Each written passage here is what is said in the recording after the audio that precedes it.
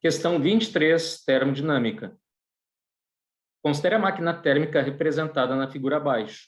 Em um ciclo da máquina, Q1 e Q2 são, respectivamente, as quantidades de calor adicionadas ao banho térmico T1 e retiradas do banho térmico T2 maior que T1. E W é o trabalho realizado pela máquina.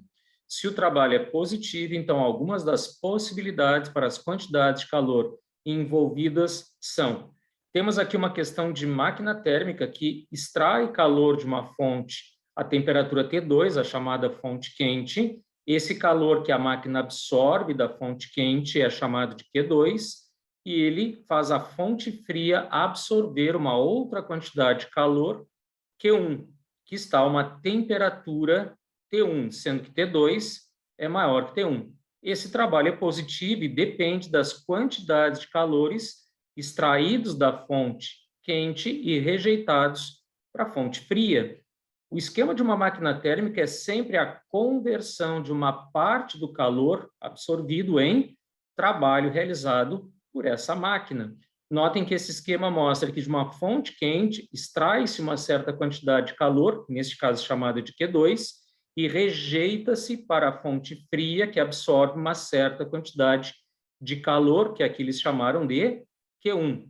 A diferença entre essas quantidades de calor dá o trabalho realizado. Então, se, por exemplo, nós temos 100 joules absorvidos pela fonte quente, através da máquina, e 70 joules rejeitados para a fonte fria, que absorve essa quantidade de calor, notem que o trabalho, que é a diferença entre Q2 e Q1, vai dar os 30 joules.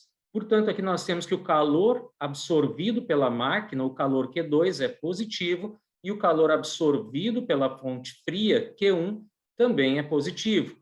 Portanto, a frase 1 está correta, Q2 e Q1 é positivo, mas Q2 tem que ser maior que Q1 para que sobre energia realizada pela máquina, que é o trabalho. 100 menos 70 igual a 30 joules. Q2 menos Q1 é igual ao trabalho.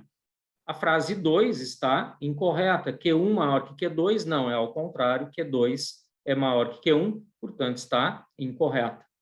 A frase 3 diz que Q1 é menor que zero e Q2 é maior que zero. Realmente Q2 é maior que zero, mas a fonte fria absorve uma certa quantidade de calor Q1, que também é positivo nesse caso.